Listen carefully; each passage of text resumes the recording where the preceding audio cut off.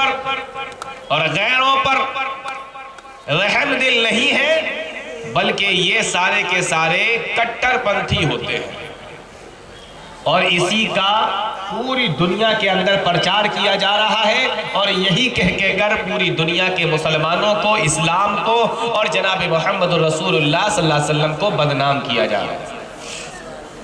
ہماری پریشانی یہ ہے کہ جیسے ہمیں اسلام کی بہت ساری چیزیں نہیں آتی، اسی طریقے سے ہمیں یہ بھی نہیں معلوم کہ ہمارا اسلام کٹر پنتھی کے بارے میں،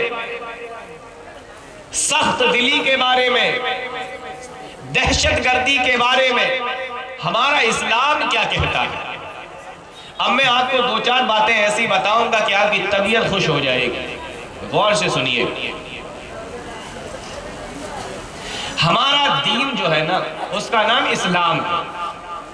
ہم جس دین کو، جس دھرم کو فالو کرتے ہیں، مانتے ہیں، چلتے ہیں، اس کا نام کیا ہے؟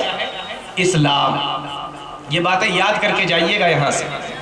اسلام، اسلام عربی زبان میں سلم سے بنا ہے، سین لام میم، اور جب عربی ڈکشنری کے اندر آپ دیکھیں گے سلم کے معنی کیا ہے، تو آپ کو پتہ یہ چلے گا کہ سلم کے معنی ہوتا ہے شانتی اور سکون۔ گویا کہ اسلام کا معنی ہوا شانتی اور سکون والا۔ آپ اندازہ کیجئے کہ جس دھرم کے نام کا معنی ہی شانتی والا اور سکون والا ہو، اس دھرم کو لوگ دہشت گرد کہتے ہیں۔ یہ بات سمجھ میں آ گئی؟ اب ایک دوسری بات یاد کر لیجئے۔ میں آپ سے اگر یہ پوچھوں کہ دنیا کے اندر سب سے قیمتی چیز آپ کے پاس میں کیا ہے، ہو سکتا ہے بہت سارے لوگوں کا ذہن دوسری طرف چلا جائے۔ کوئی سوچے مال ہے، کوئی سوچے دولت ہے، کوئی سوچے کہ بلڈنگ ہے، کوئی سوچے کہ جان ہے، کوئی یہ سوچے کہ زمین و جائیداد ہے۔ لیکن دنیا کے اندر آپ کے پاس جو سب سے قیمتی چیز ہے وہ ایمان ہے۔ ایمان اگر نہیں ہے تو آپ دنیا کے سب سے غریب انسان ہیں، یہ یاد رکھیے۔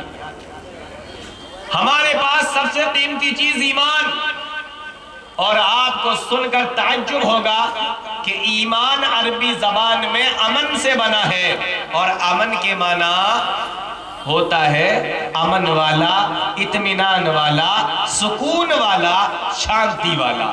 یعنی ہمارے دھرم کا نام اسلام، اس کے معنی بھی شانتی والا۔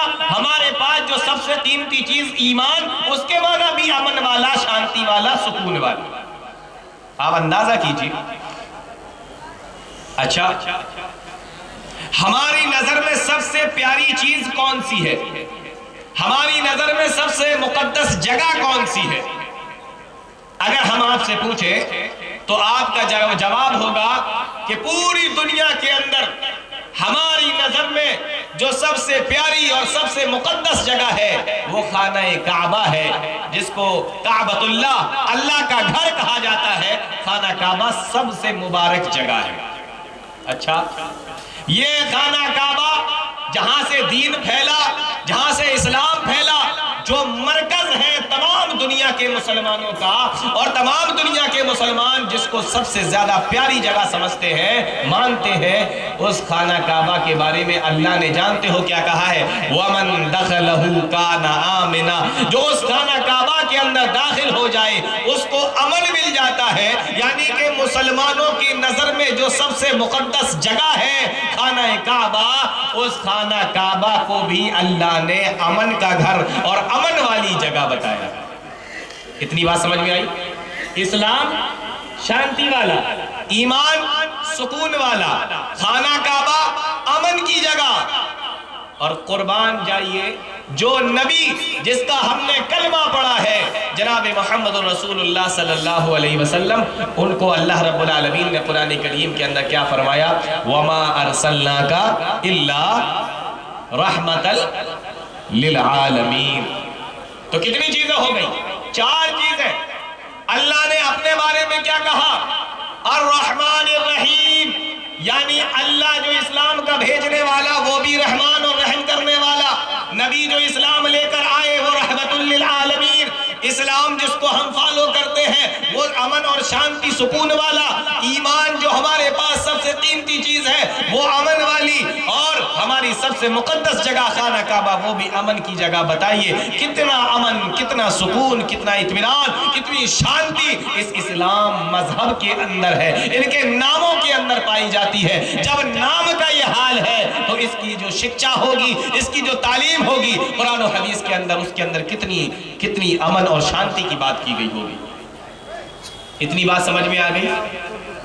چلیے میں آپ کو ایک دو باتیں اور بتاتا ہوں۔ بہت سارے لوگ کیا کہتے ہیں کہ مسلمانوں کا ایک ہی کام ہے۔ کیا کام ہے؟ کبھی بھی کسی کو بھی مار دیتے ہیں۔ ابھی تو یہ معاملہ تھوڑا بند ہو گیا، لیکن ایک زمانہ تھا اپنے اسی ملک کے اندر، کہیں پر بھی کوئی بلاسٹ ہوتا تھا، بم پھٹتا تھا، مسلمانوں کا نام آتا تھا اور مسلمانوں کا نام لے کر کہہ دیا جاتا تھا کہ انہوں نے کیا، ان کا کام ہے۔ پوری دنیا کے اندر کہیں پر بھی کوئی بھی کچھ بھی کرتا ہے مسلمانوں کا نام لگا دیا جاتا ہے، اور پھر اس کو دھرم سے جوڑ کر بتایا جاتا ہے کہ ان کے دھرم کے اندر یہ تمام چیزیں پائی جاتی ہیں۔ مسلمانوں، دھرم کے اندر جانتے ہو کیا پایا جاتا ہے؟ اللہ رب العالمین نے قرآن کریم کے اندر ارشاد فرمایا، من قتل نفسا بغیر نفس او فساد فی الارض فکانما قتل الناس جميعا۔ یہ اسلام کا حکم ہے، اگر کوئی انسان کسی دوسرے کو مار دے، اس کی جان لے لے، قتل کر دے، اللہ فرماتا ہے فَكَأَنَّمَا قَتَلَ النَّاسَ جَمِيعًا، گویا کہ اس نے تمام انسانیت کو مار دیا، دنیا کے تمام لوگوں کا خون کر دیا، دنیا کے تمام لوگوں کو مار دیا۔ اس کا گناہ اتنا بڑا ہے، اور اسلام کے اندر کسی کی جان بچانے کا ثواب اتنا زیادہ ہے۔ اللہ فرماتا ہے وَمَنْ أَحْيَاهَا فَكَأَنَّمَا أَحْيَا النَّاسَ جَمِيعًا، اور جس نے کسی کی جان بچا لی گویا کہ اس نے پوری انسانیت کو بچا لیا، تمام لوگوں کی جانوں کو بچا لیا۔ اللہ کی نظر میں اس کی اتنی اہمیت ہو جاتی ہے، گویا کہ وہ پوری انسانیت کو بچانے والا ہے اگر کسی کی جان وہ بچا لیتا ہے۔ اور یہ بات مجھے بتانے کی آج کوئی ضرورت بھی نہیں ہے، آپ دیکھ رہے ہیں کہ کس طریقے سے لوگوں کی جانیں لی جا رہی ہے اور کس طریقے سے ٹارگیٹ بنا بنا کر لوگوں کو ختم کیا جا رہا ہے۔ فَكَأَنَّمَا قَتَلَ النَّاسَ جَمِيعًا، اسلام کہتا ہے آپ کسی کی جان نہیں لے سکتے۔ اور تعجب کی بات دیکھو، اسلام کتنا پیارا مذہب ہے، آپ کسی دوسرے کی جان نہیں لے سکتے، کیا آپ اپنی جان لے سکتے ہیں؟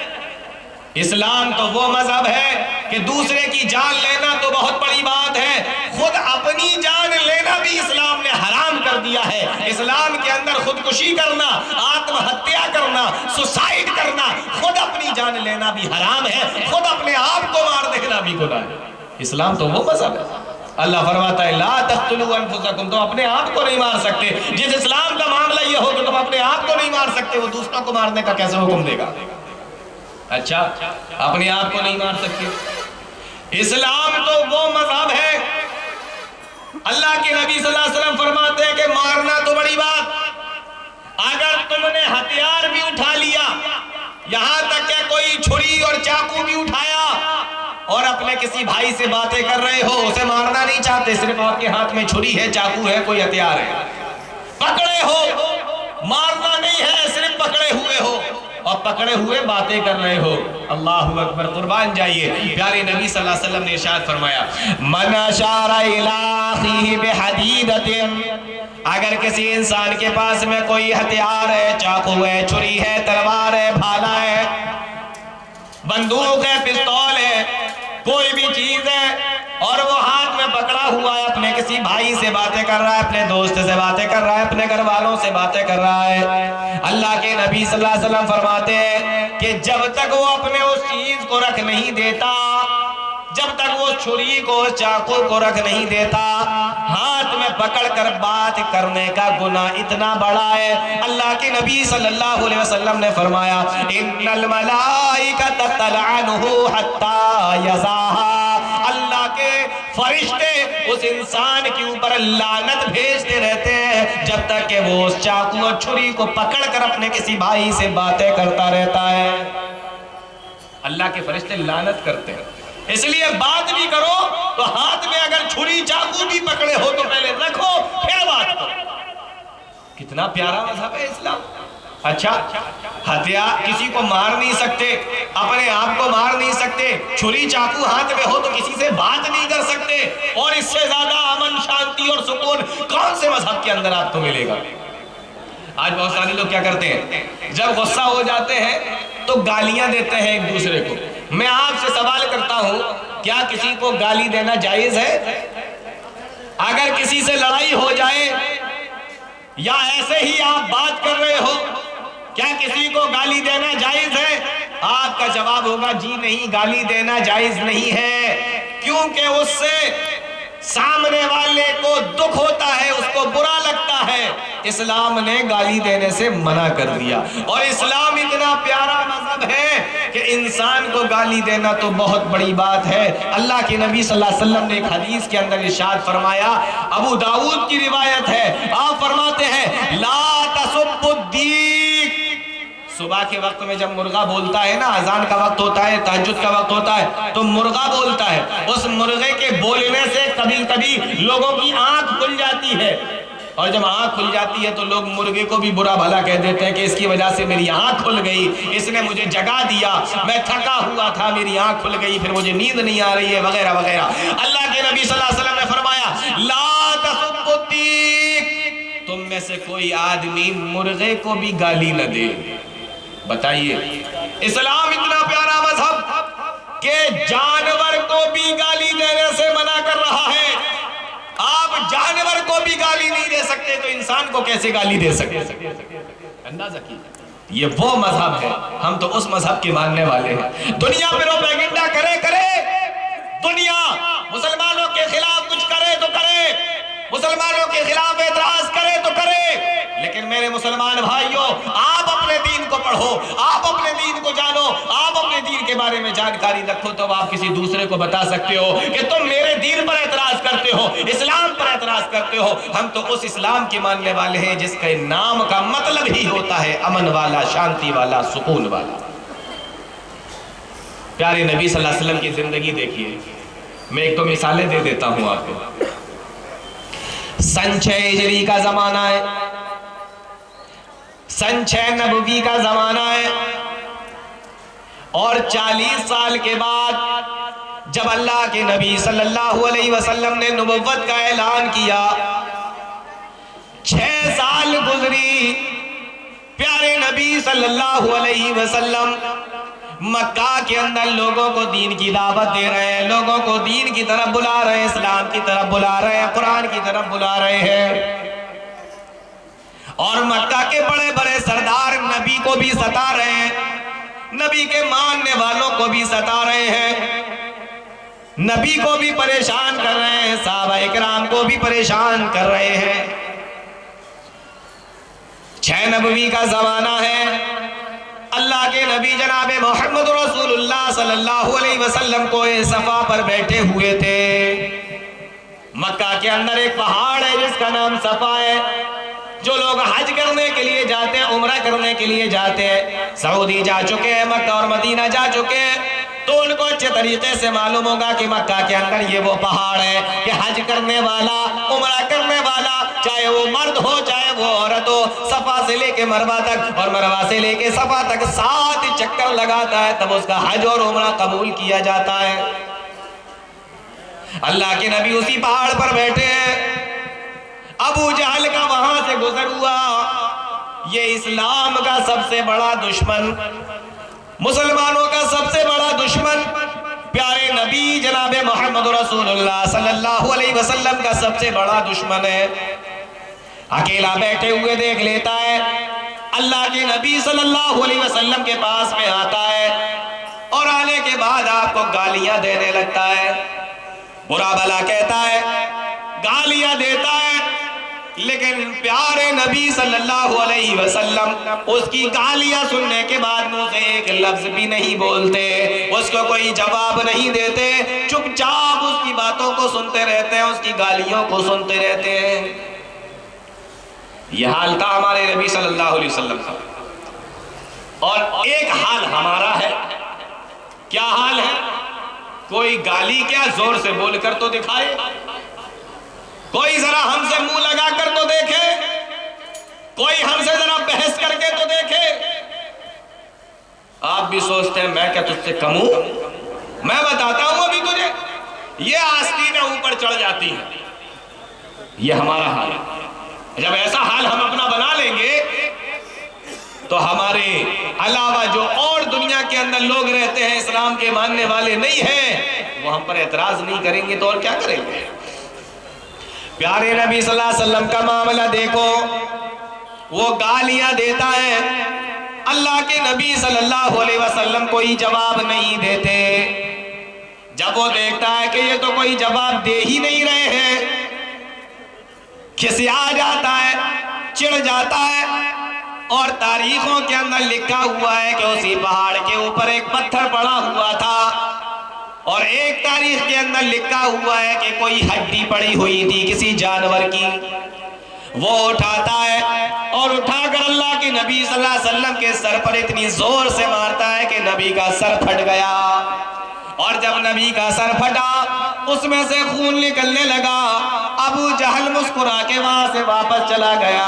اللہ کے نبی صلی اللہ علیہ وسلم اپنے سر پر یوں ہاتھ رکھے ہوئے اور خون آپ کے سر مبارک سے نکل رہا ہے۔ پیارے نبی صلی اللہ علیہ وسلم اپنے گھر کی طرف چلے جاتے، اپنے گھر پہ چلے جاتے۔ اسی پہاڑ پر نبی کے چچا حضرت حمزہ کی ایک باندی تھی، ایک لونڈی تھی جو بکریاں چرا رہی تھی، جس نے پورا معاملہ اپنی آنکھوں سے دیکھا تھا، پورا منظر اپنی آنکھوں سے دیکھ لیا تھا۔ اس نے جب یہ معاملہ دیکھا، یہ منظر دیکھا، شام کا وقت ہوتا ہے، نبی کے چچا اور اس لونڈی کے، اس باندی کے مالک حضرت حمزہ رضی اللہ تعالی عنہ، جو اس وقت تک اسلام نہیں لائے تھے، مسلمان نہیں ہوئے تھے، شام کے وقت میں آتے ہیں، شکار کھیل کر واپس آتے ہیں، اپنے گھر کے اندر داخل ہوتے ہیں، گھوڑے کو کھڑا کر کے اندر داخل ہوتے ہیں۔ باندی کہنے لگی کہ اے حمزہ، تم تو مکہ کے اندر بہت بڑے اپنے آپ کو پہلوان سمجھتے ہو، تم تو بہت بڑے اپنے آپ کو پہلوان سمجھتے ہو، اور تمہارے بھتیجے کو ابو جہل نے اتنی زور سے مارا ہے کہ سر پھٹ گیا ہے۔ حضرت حمزہ رضی اللہ تعالیٰ بہت ہی طاقتور تھے، شیروں کا شکار کھیلنے کے لیے نکلا کرتے تھے، کمان ہاتھ میں تھی، جس کمان کے ذریعے سے تیر چلایا جاتا ہے، ابھی وہ کمان بھی زمین پہ نہیں رکھی تھی۔ جب یہ پتا چلا کہ بھتیجے کو ابو جہل نے مارا ہے، جناب محمد رسول اللہ صلی اللہ علیہ وسلم کو ابو جہل نے مارا ہے، غصہ آ گیا۔ مسلمان نہیں ہوئے لیکن غصہ آ گیا، اس لیے کہ چلو ٹھیک ہے مسلمان نہیں ہوئے تو کیا ہوا، لیکن ہے تو میرے خاندان کا، ہے تو میرا بھتیجا۔ مکہ کے اندر خاندان اور عصبیت بہت زیادہ پائی جاتی تھی، فوراً ہی وہاں سے چل دیے اور ابو جہل کو ڈھونڈنے کے لیے مکہ کے اندر نکل گئے۔ پہلے گھر پر پہنچے، ابو جہل نہیں ملا، اس کے بعد ڈھونڈتے ڈھونڈتے خانہ کعبہ میں آئے تو دیکھا خانہ کعبہ کے پاس میں ابو جہل اپنے کئی دوستوں کے ساتھ میں بیٹھ کر باتیں کر رہا ہے، اور یہ دوست بھی نا مکہ کے سردار ہیں، لیکن سب سے بڑا سردار ابو جہل ہے۔ دیکھا ابو جہل بیٹھا باتیں کر رہا ہے، پاس میں آئے، اور آنے کے بعد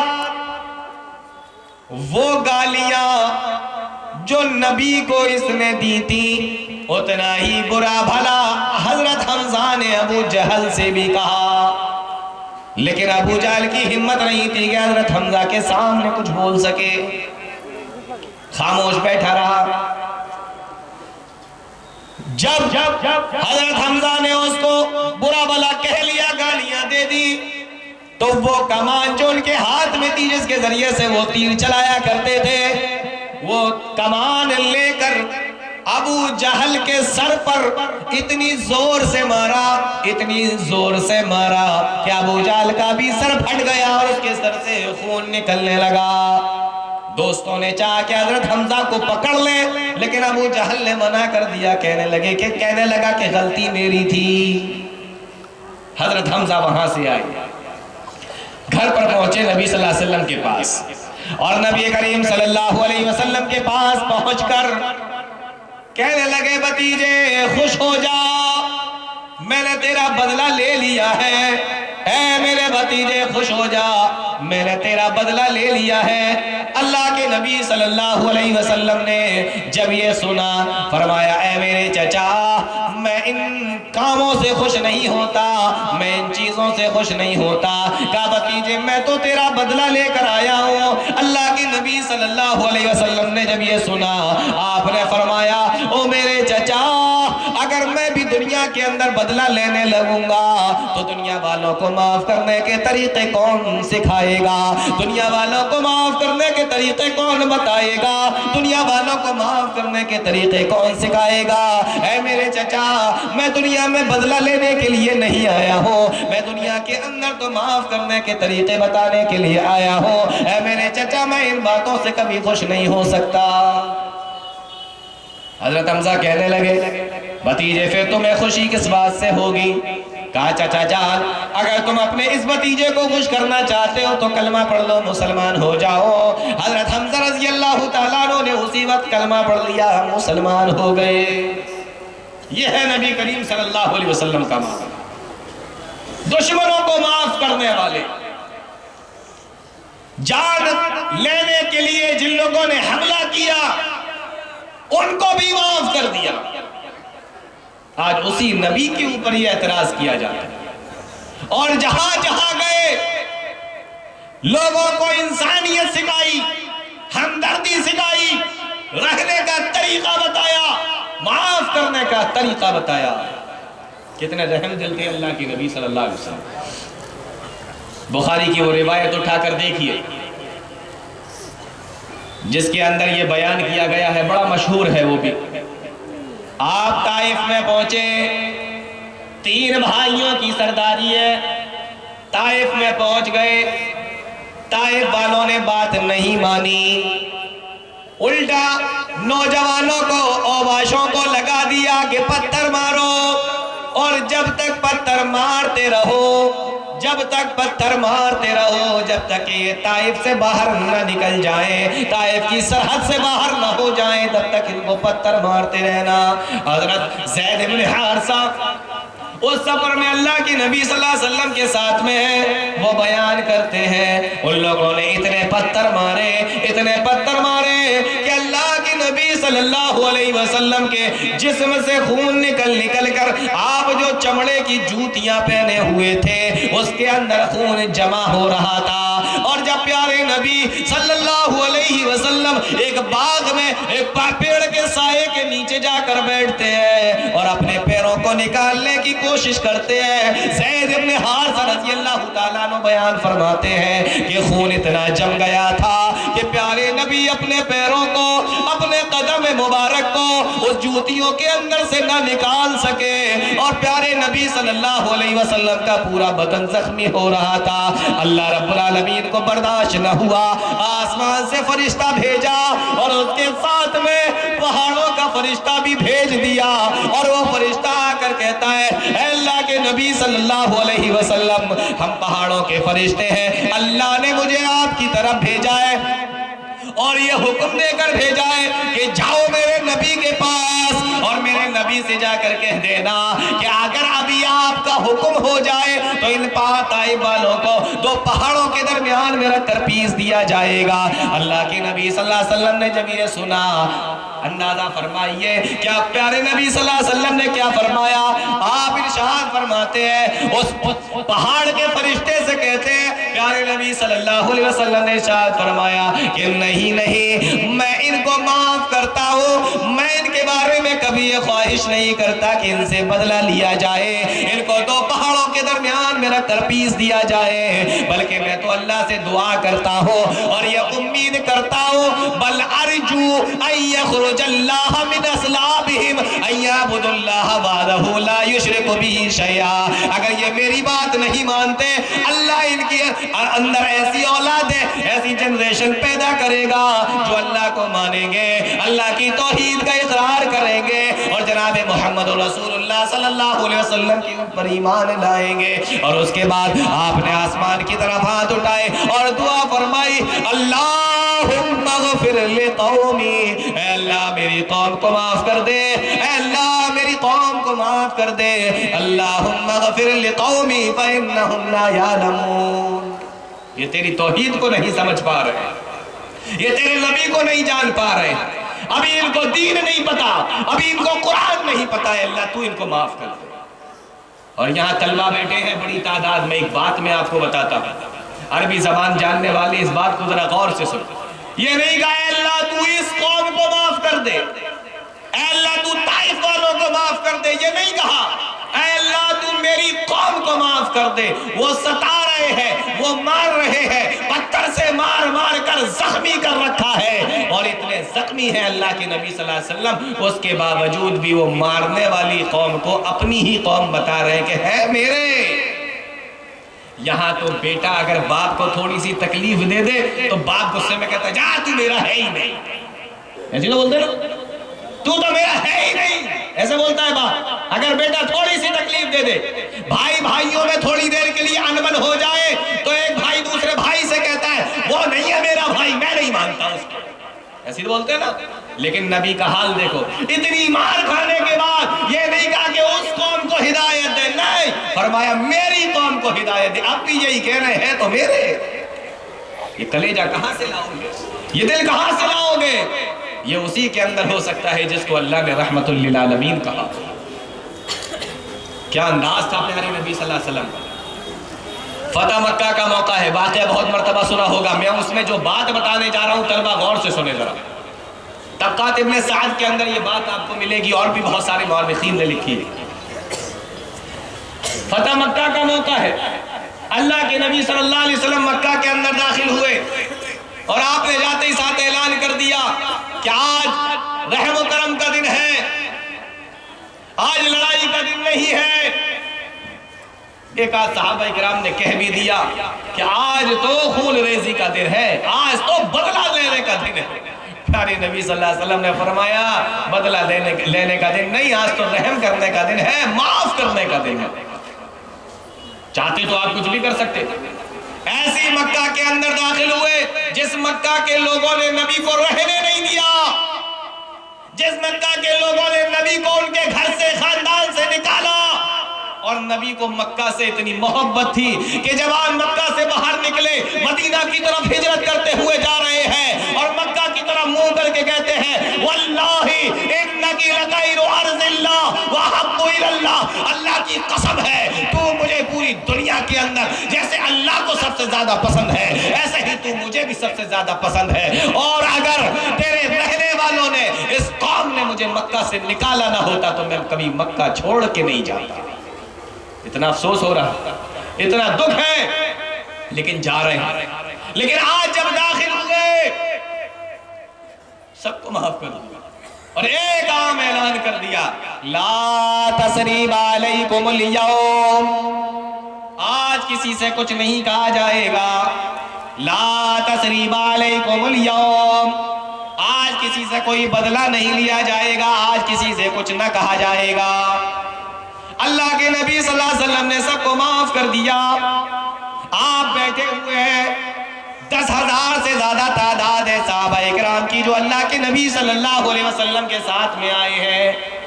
ایک آدمی آیا، اس نے دیکھا یہ نبی ہے، مکہ کے اندر سردار بن کر داخل ہوئے، فاتح بن کر داخل ہوئے، اللہ کے نبی صلی اللہ علیہ وسلم کے پاس میں آیا اور بڑا ڈرا ڈرا آیا، سہما سہما آیا۔ جب پیارے نبی صلی اللہ علیہ وسلم کے پاس میں پہنچا، آپ نے اس کی حالت کو دیکھ کر سمجھ لیا کہ یہ مجھ سے ڈر رہا ہے، جیسے لوگ بادشاہوں سے ڈرتے ہیں ویسے ہی یہ مجھ سے ڈر رہا ہے۔ اللہ کے نبی صلی اللہ علیہ وسلم نے فرمایا حبن علیک، اے میرے بھائی ڈرو نہیں، اے میرے بھائی ڈرنے کی ضرورت نہیں ہے، انما انا ابن امرات تاکل القدید، میں تو مکہ کی اس غریب عورت کا بیٹا ہوں جو سوکھا گوشت کھایا کرتی تھی، جس کے پاس میں کھانے کے لیے بھر پیٹ کھانا نہیں ہوتا تھا، میں تو اس غریب عورت کا، اس غریب ماں کا بیٹا ہوں، ڈرنے کی ضرورت نہیں۔ اور جو میں اب بتانے والا تھا طبقات ابن سعد کے حوالے سے، وہ بات اب سنیے۔ مکہ فتح ہو گیا، یہاں تک تو سب نے سنا ہوگا، جو میں بتانے والا ہوں وہ آپ سنو۔ خانہ کعبہ کے اندر تالا لگا ہوا ہے، آپ نے فرمایا اس کی چابی کہاں ہے؟ عثمان بن طلحہ جن کے پاس میں خانہ کعبہ کی چابی رہا کرتی تھی، کنجی رہا کرتی تھی، کہا اللہ کے نبی میرے پاس ہے۔ پیارے نبی صلی اللہ علیہ وسلم نے کہا چابی لے کر آؤ۔ وہ چابی لے کر آئے۔ جب پیارے نبی نے چابی اپنے ہاتھ میں پکڑی، آپ نے فرمایا، غور سے سننا، آپ نے فرمایا اے عثمان بن طلحہ، کیا تمہیں یاد ہے کہ ایک وقت جب تمہارے پاس میں خانہ کعبہ کی چابی رہا کرتی تھی اور تم سوموار کے دن اور جمعرات کے دن اس کو کھولا کرتے تھے، اور میں ایک بار تمہارے پاس میں آیا تھا، میں نے کہا تھا عثمان بن طلحہ یہ ذرا چابی لے کر اس کا دروازہ کھول دو، میں اندر جانا چاہتا ہوں۔ اے عثمان بن طلحہ، تم نے اس دن مجھے اندر جانے سے منع کر دیا تھا، تم نے مجھے چابی نہیں دی تھی، کیا تمہیں یاد ہے؟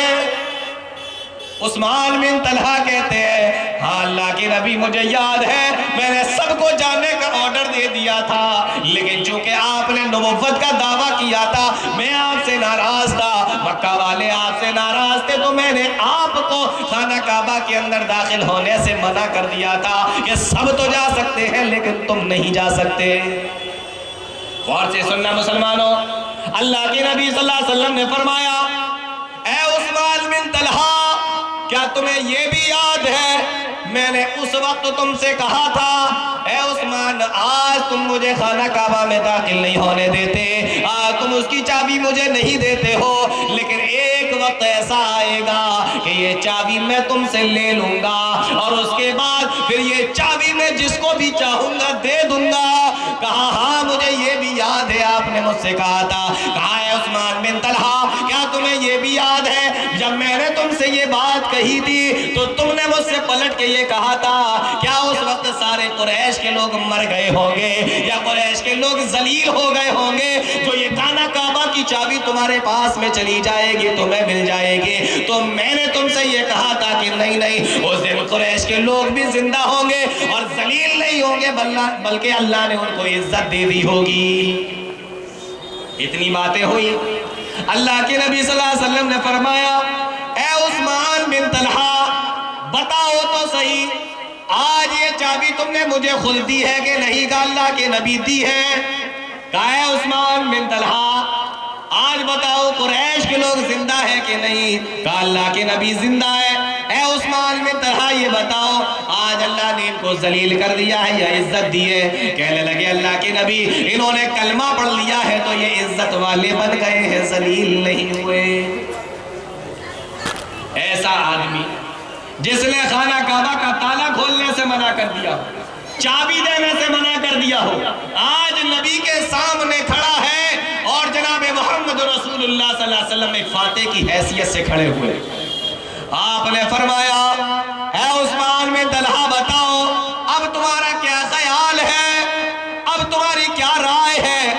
عثمان بن طلحہ کہتے ہیں اللہ کے نبی آپ جو چاہیں وہ کیجئے۔ مکہ کے اندر ہے، صحابہ اکرام کھڑے ہوئے ہیں، حضرت علی بھی وہیں پر موجود ہے، حضرت عباس رضی اللہ تعالی عنہ بھی وہیں پر موجود ہے۔ علی یہ سوچ رہے ہیں کہ چابی اب مجھے مل جائے گی کیونکہ میں تو نبی کے خاندان کا ہوں۔ عباس یہ سمجھ رہے ہیں کہ چابی اب مجھے دے دی جائے گی، اب کم سے کم عثمان بن طلحہ کو تو یہ چابی اللہ کے نبی نہیں دیں گے کیونکہ عثمان بن طلحہ نے تو نبی کے ساتھ میں اتنا غلط معاملہ کیا تھا، اب یہ چابی مجھے ملے گی، میں نبی کا چچا ہوں۔ علی سوچ رہے میں نبی کا داماد ہوں، یہ چابی مجھے ملے گی، میں نبی کے خاندان کا ہوں۔ اللہ کے نبی صلی اللہ علیہ وسلم نے فرمایا اے عثمان بن طلحہ میرے قریب آؤ۔ عثمان بن طلحہ جب نبی کے قریب پہنچے آپ نے فرمایا خذہا خذہا خالدتن تالدتن لا ينزعها منکم الا ظالم۔ اے عثمان بن طلحہ یہ چابی تمہارے پاس تھی، یہ چابی تم ہی لے لو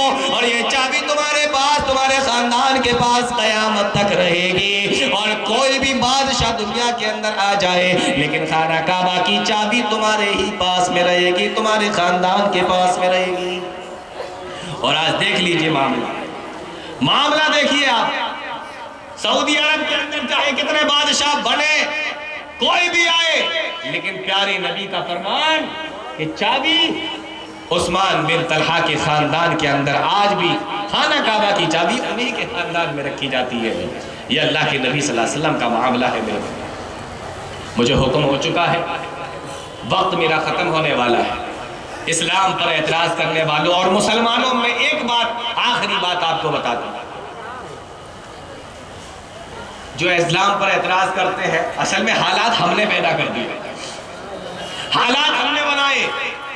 ہمارا کام تھا محبتیں بانٹنے کا، ہمارا کام تھا آپس میں رحمدلی کرنے کا، ہمارا کام تھا ایک دوسرے کے ساتھ شفقت کا معاملہ کرنے کا. اللہ اکبر.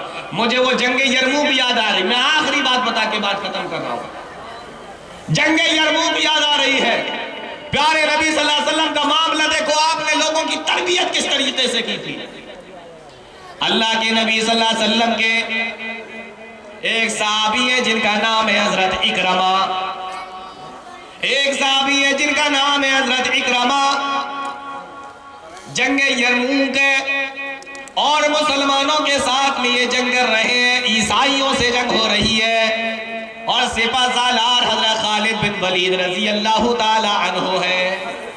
شام کا وقت ہوتا ہے، غور سے سنو. شام کا وقت ہوتا ہے.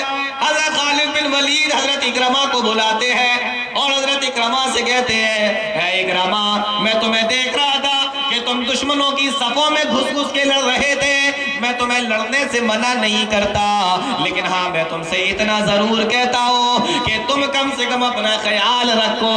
ابھی مسلمانوں کو تمہاری ضرورت ہے، ابھی اسلام کو تمہاری ضرورت ہے. تھوڑا سا اپنا بھی خیال رکھا کرو.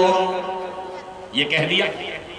حضرت اکرمہ نے جب یہ سنا کہنے لگے، اے خالد کیا چاہتے ہو؟ تم مجھ سے پہلے اسلام لائے، مجھ سے زیادہ نمازیں تم نے نبی کے پیچھے پڑھی ہے، مجھ سے زیادہ روزوں میں تم آگے نکل گئے، قرآن کی تلاوت میں بھی تم آگے نکل گئے. آج اللہ نے مجھے یہ موقع دیا ہے ثواب کمانے کا، تو تم یہ چاہتے ہو کہ اس کام کے اندر بھی میں تم سے پیچھے رہ جاؤں. حضرت خالد بن ولید کہنے لگے، نہیں نہیں، میں یہ نہیں چاہتا، بلکہ میں تو صرف اتنا چاہتا ہوں کہ تم تھوڑا سا اپنا خیال رکھا کرو. ابھی مسلمانوں کو تمہاری ضرورت ہے. صبح کا وقت ہوا، لڑائی پھر سے شروع ہو گئی. ادھر مسلمان 3000 کی تعداد میں ہیں اور ادھر رومیوں کی تعداد 1 لاکھ سے زیادہ ہے. صبح سے لے کر شام تک لڑائی ہوتی رہتی ہے. لیکن میں آپ کو بتا دوں کہ لڑائی طاقت کے بل پر نہیں جیتی جاتی، ایمان کے بل پر جیتی جاتی ہے. آپ کے پاس میں لوگوں کی تعداد چاہے کم کیوں نہ ہو، لیکن ایمان آپ کے پاس میں بھرپور ہونا چاہیے، اللہ کی مدد آ جاتی ہے. شام تک لڑائی ہوئی. شام کے وقت میں جو مسلمان شہید ہو گئے تھے، ختم ہو گئے تھے، ان کو لے کر آیا جانے لگا اور جو زخمی ہو گئے تھے ان کو بھی لے کر آیا جانے لگا. مسلمانوں، اب جو میں بتانے والا ہوں غور سے سنو. 3 مسلمان ہیں جو پورے میدان کے اندر کہیں بھی نہیں مل رہے ہیں. حضرت حارث بیان فرماتے ہیں کہ میں نے مشکیزہ ٹانگا اور پانی کا پیالہ ہاتھ میں لے لیا اور ان تینوں کو ڈھونڈنے کے لیے میں نکل پڑا. کافی دور جانے کے بعد مجھے ایک مسلمان ملا. جب میں نے اس کو غور سے دیکھا کوئی دوسرا نہیں تھا، وہ یہی حضرت اکرمہ رضی اللہ تعالی عنہ تھے. زخموں جسم کے اوپر زخموں کی بھرمار تھی، خون نکل چکا تھا، گرد و غبار سے اٹے ہوئے تھے. حضرت اکرمہ رضی اللہ تعالی عنہ، میں پانی کا پیالہ لے کر ان کے پاس میں پہنچا اور سوچا کہ یہ پانی کا پیالہ ان کو پلا دو، زخمی ہے. انہوں نے مجھے دیکھا، پانی کے پیالے کی طرف غور سے دیکھا. میں سمجھ گیا کہ یہ پانی پینا چاہتے ہیں. میں پانی کا پیالہ جب ان کے پاس میں لے کر پہنچا، ابھی ہونٹوں سے لگایا ہی تھا، برابر میں ایک اور مسلمان تھا جو زخمی حالت میں پڑا ہوا تھا. اس کے منہ سے آواز نکلتی ہے پانی. جب پانی کی آواز حضرت اکرمہ کے کانوں سے ٹکرائی، حضرت اکرمہ نے فرمایا، یہ پانی کا پیالہ لے جاؤ اور میرے بھائی کے پاس میں لے جاؤ، میرے بھائی کو پانی پلا دو. ایسا معلوم ہوتا ہے کہ مجھ سے زیادہ اس کو پیاس لگ رہی ہے. حارث بیان فرماتے ہیں، میں پانی کا پیالہ لے کر جلدی سے اس زخمی مسلمان کے پاس میں پہنچا کہ لاؤ پانی اس کو پلا دیتا ہوں. اور جیسے ہی میں نے اس کے ہونٹوں سے پانی کا وہ پیالہ لگایا، برابر سے ایک اور تیسرا جو زخمی حالت میں پڑا ہوا تھا، جسم کے اندر سے خون پورا نکل چکا تھا اور جسم پورا نڈھال ہو چکا تھا، زخموں سے اور دھول سے ہٹا ہوا تھا۔ میں پانی کا پیالہ لے کر اس کے پاس میں پہنچا اور اس کے ہونٹوں سے لگا کر ابھی پانی کا پیالہ اور وہ پانی اس کو پلانا ہی چاہتا تھا، اتنی دیر میں وہ صحابی بیان فرماتے ہیں، حضرت حارث بیان فرماتے ہیں، اللہ کی طرف سے موت کا فرشتہ آ گیا اور اس صحابی کی روح نکال کر چلا گیا۔ وہ صحابی شہید ہو گئے، روح ان کی قبض عنصری سے پرواز کر گئی، ختم ہو گئے۔ حضرت حارث بیان فرماتے ہیں، جب میں نے دیکھا کہ وہ ختم ہو گئے، مر گئے ہیں، تو میں پانی کا پیالہ لے کر دوسرے والے زخمی مسلمان کی طرف دوڑا کہ چلو کم سے کم ان کو پانی پلا دیتے ہیں۔ صحابی بیان فرماتے ہیں کہ جب میں پانی کا پیالہ لے کر ان کے پاس میں پہنچا تو وہ دوسرے والے بھی اللہ کو پیارے ہو چکے تھے۔ میں بھاگا حضرت اکرمہ کے پاس میں پہنچا، لاؤ پانی کا پیالہ انہی کو پلا دیتے ہیں، کم سے کم یہ تو پانی پی لیں گے۔ کہتے ہیں جب میں پہلے والے کے پاس میں پہنچا تو یہ بھی اللہ کو پیارے ہو چکے تھے، اللہ کی طرف سے موت کا فرشتہ ان کے پاس بھی پہنچ چکا تھا۔ یہ تینوں کے تینوں اس دنیا سے پیاسے تو چلے گئے، لیکن اپنے بھائی سے پہلے پانی پینا انہوں نے گوارا نہ کیا، بھائی سے پہلے پانی پینا گوارا نہ کیا۔ محمد رسول اللہ صلی اللہ علیہ وسلم جب اس دنیا کے اندر آئے، انہوں نے دنیا والوں کو تو رہنے کا یہ طریقہ سکھایا، دنیا والوں کو رہنے کا طریقہ یہ سکھایا، اور کس طریقے سے آپس میں رہا جاتا ہے یہ نبی صلی اللہ علیہ وسلم نے بتایا۔ یہ ہمارا معاملہ ہونا چاہیے، اس لیے اللہ نے فرمایا تھا وَاذْكُرُوا نعمت اللہ کی نعمت یاد کرو، اس کن تم آدان، تم دشمن تھے، فَأَلَّفَ بَيْنَ قُلُوبِكُمْ، اللہ نے تمہارے دلوں کو جوڑ دیا۔ میرے بھائیوں، یہ اسلام ہے، یہ اسلام کی تعلیمات ہے، یہ جناب محمد رسول اللہ صلی اللہ علیہ وسلم کا فرمان ہے۔ میرا وقت پورا ہو چکا ہے، اللہ تعالی ہم تمام لوگوں کو نیک عمل کی توفیق عطا فرمائے، قرآن و حدیث کو سمجھنے کی، اس پہ چلنے کی توفیق عطا فرمائے، آمین۔ تقبل یا رب العالمین، وآخر دعوانا الحمدللہ رب العالمین، والسلام علیکم ورحمۃ اللہ وبرکاتہ۔